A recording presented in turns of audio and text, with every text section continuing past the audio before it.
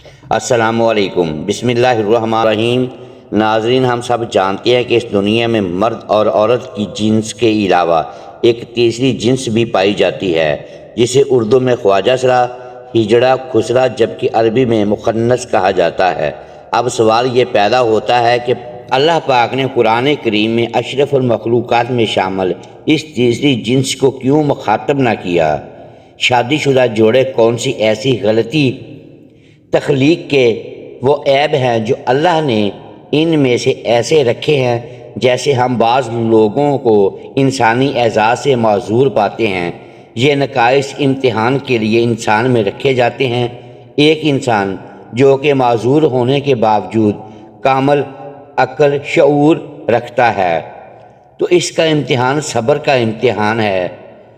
خنشی مشکل یعنی جس شخص میں عورت و مرد کی علامت بالکل مساوی برابر ہوں۔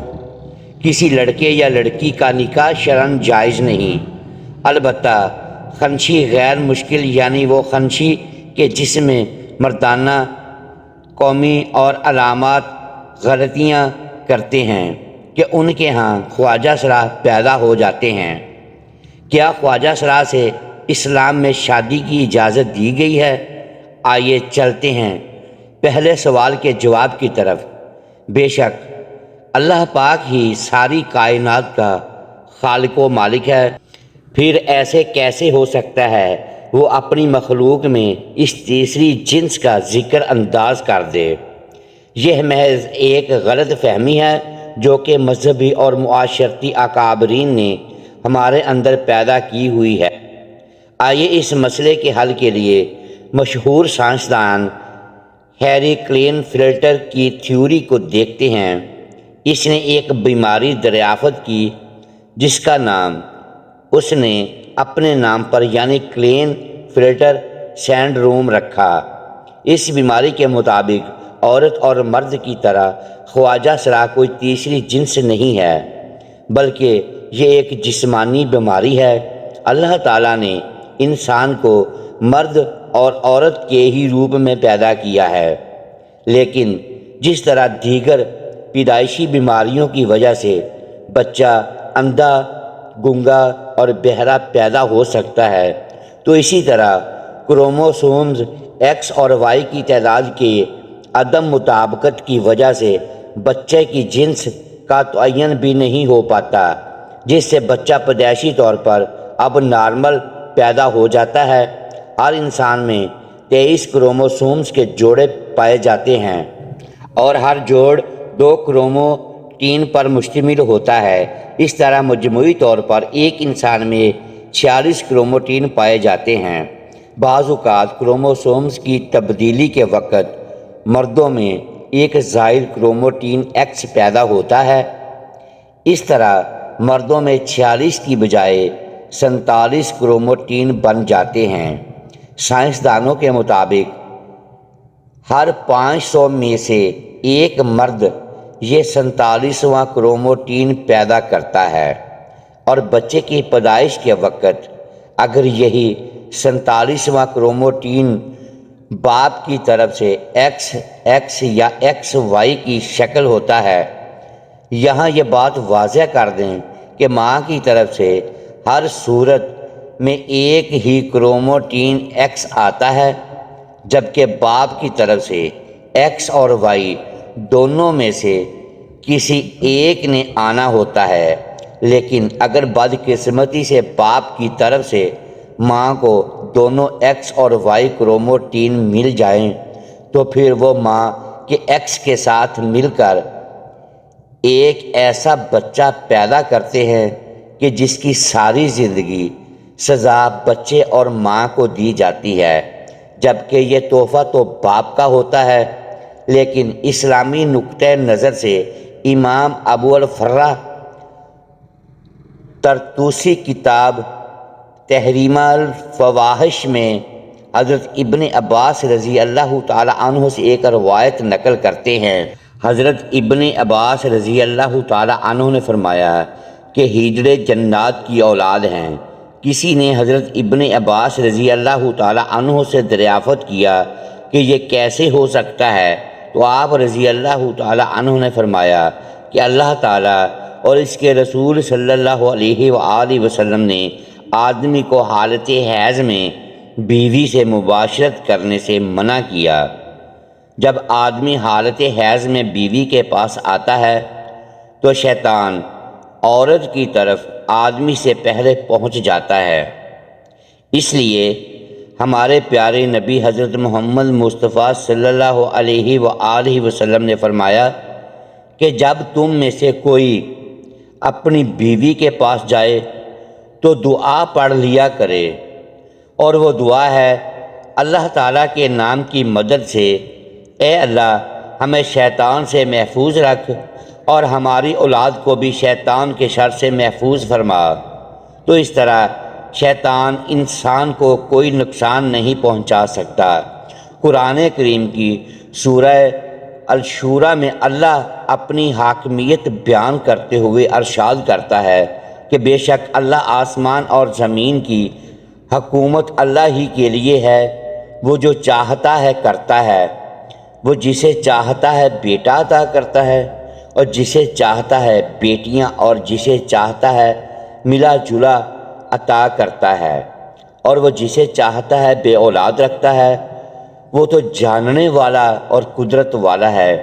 ہمارا یہ ایمان ہے کہ اللہ ہر چیز کا مالک ہے، وہ جو چاہتا ہے کرتا ہے اور کسی پر ظلم نہیں کرتا۔ آئیے اب تیسرے سوال کا جواب دیتے ہیں کہ ہجڑے سے شادی کی جا سکتی ہے یا نہیں۔ بات یہاں یہ ہے کہ ہجڑے کوئی الگ مخلوق نہیں ہیں، بلکہ وہ بھی انسان ہی ہیں۔ خلقی اوصاف کے اعتبار سے ان میں سے بعض مردانہ اوصاف سے محروم ہوتے ہیں اور بعض زنانہ اوصاف سے۔ یہ انسان کی تخلیق کے وہ عیب ہیں جو اللہ نے ان میں ایسے ہی رکھے ہیں جیسے ہم بعض لوگوں کو انسانی اعضاء سے معذور پاتے ہیں۔ یہ نقائص امتحان کے لیے انسان میں رکھے جاتے ہیں۔ ایک انسان جو کہ معذور ہونے کے باوجود کامل عقل شعور رکھتا ہے تو اس کا امتحان صبر کا امتحان ہے۔ خنشی مشکل یعنی جس شخص میں مرد و عورت کی علامت بالکل مساوی برابر ہوں، کسی لڑکے یا لڑکی کا نکاح شرعاً جائز نہیں۔ البتہ خنشی غیر مشکل یعنی وہ خنشی کے جسم میں مردانہ قومی اور علامات غالب ہوں تو شرعاً مرد شمار ہونے کی وجہ سے اس کا کسی لڑکی سے نکاح، اور اگر اس میں زنانہ صلاحیتیں اور علامات غالب ہوں تو اس کا کسی مرد سے نکاح شرعاً بھی جائز اور درست ہوگا۔ ایک دفعہ ایک شخص باب العلم امیر المومنین حضرت علی کرم اللہ وجہ الکریم کی بارگاہ میں حاضر ہوا اور عرض کی، اے امیر المومنین، میرا بھائی ایک خواجہ سرا سے محبت میں گرفتار ہو گیا ہے۔ جب ہم نے اس کو اس مکروہ عمل سے باز رکھنے کی کوشش کی تو اس نے اس ہجڑے سے شادی کر لی۔ اب آپ بتائیے کیا یہ نکاح جائز ہے؟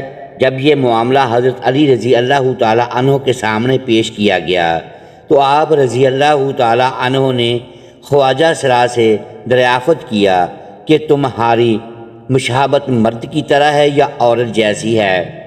خواجہ سرا نے بتایا کہ مجھ میں مرد اور عورت دونوں کی خصوصیات پائی جاتی ہیں، مجھے ماہواری بھی آتی ہے اور میں مردوں کی طرح بھی زندگی گزارتا ہوں۔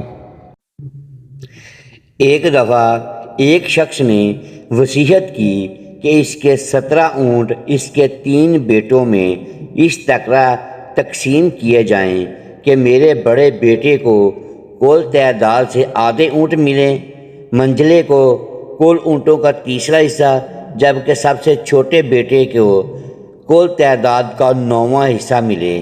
اس شخص کے فوت ہونے کے بعد شہر بھر کے صاحبان دانش بیٹھ گئے اور سوچنے لگے کہ وصیت کے مطابق اونٹوں کی تقسیم کیسے کی جائے۔ بہت سوچ بچار کے بعد بالآخر انہوں نے حضرت علی رضی اللہ تعالی عنہ کے پاس جانے کا فیصلہ کیا۔ مسئلہ حضرت علی رضی اللہ تعالی عنہ کے پاس جانے کا فیصلہ کیا۔ مسئلہ حضرت علی رضی اللہ تعالی عنہ کے پاس پہنچا تو آپ رضی اللہ تعالی عنہ نے فرمایا میں یہ تقسیم کر دوں گا۔ آپ رضی اللہ تعالی عنہ نے ایک اونٹ اپنی طرف سے کل تعداد میں مستعارن ملایا، اب کل اونٹ 18 ہو گئے۔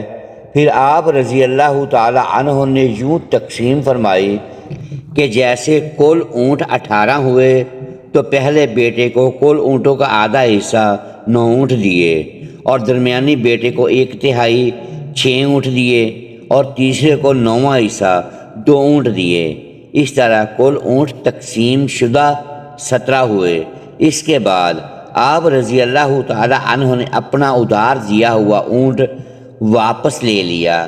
حضرت علی رضی اللہ تعالی عنہ نے اپنے غلاموں کو حکم دیا کہ اس خواجہ سرا کی دونوں طرف والی پسلیاں شمار کریں، اگر بائیں جانب والی ایک پسلی کم دکھائی دے تو پھر اس کو مرد سمجھا جائے گا، ورنہ اس کو عورت تصور کیا جائے گا۔ جب یہ واضح ہو گیا کہ خواجہ سرا کی ایک پسلی کم ہے تو حضرت علی رضی اللہ تعالی عنہ نے فیصلہ صادر فرمایا کہ اسے مرد شمار کیا جائے اور اس کے شوہر اور اس کے درمیان علیحدگی کرا دی۔ اس طرح خواجہ سرا کی وراثت کا بھی مسئلہ ہے، اگر تو وہ مرد کے مشابہ ہے تو مرد کا حصہ پائے گا، اور اگر عورت کے مشابہ ہے تو عورت کا حصہ پائے گا۔ افسوس کہ ہمارا معاشرہ جو کہ اسلامی معاشرہ کہلاتا ہے، اس میں انہیں عزت و احترام حاصل نہیں جو کہ مردوں کو حاصل ہے۔ اسلام میں قدرتی طور پر پیدا ہونے والے ہجڑے بچوں کے لیے وراثت میں حصہ رکھا گیا ہے۔ اس معاملے میں سب سے پہلے والدین کو شعور دینا چاہیے کہ اگر کوئی ایسا بچہ پیدا ہوتا ہے تو صورت میں اس گھر سے نکالنے کی بجائے معذور سمجھ کر معاشرے کا کارآمد شہری بنانا چاہیے۔ اس سلسلے میں دوسری اور بڑی ذمہ داری حکومت وقت پر عائد ہوتی ہے کہ ان پر جو کام کاج کے دروازے بند ہوتے ہیں، جن کی وجہ سے یہ سڑکوں پر بھیک مانگنے تک مجبور ہو جاتے ہیں، وہ ختم کی جائیں۔ اس سلسلے میں قانون تو موجود ہے لیکن عمل کوئی نہیں کرتا۔ بہرحال ہماری آج کی ویڈیو اس سلسلے میں ایک کاوش تھی کہ ان لوگوں کا وہ حقوق دلوائے جائیں جو کہ باقی تمام شہریوں کو حاصل ہیں۔ میری آپ سب سے درخواست ہے کہ خواجہ سرا کو تحقیر کی نظر سے دیکھنے کی بجائے ان کو بھی عزت و احترام دیا کریں جیسا کہ معاشرے کے دوسرے تمام افراد کو حاصل ہے۔ اللہ پاک مجھے اور اس ویڈیو کو دیکھنے والے تمام افراد کو کلین فلیٹر سنڈروم جیسی بیماری سے محفوظ فرمائے اور ہمارا خاتمہ بالخیر فرمائے۔ آمین ثم آمین۔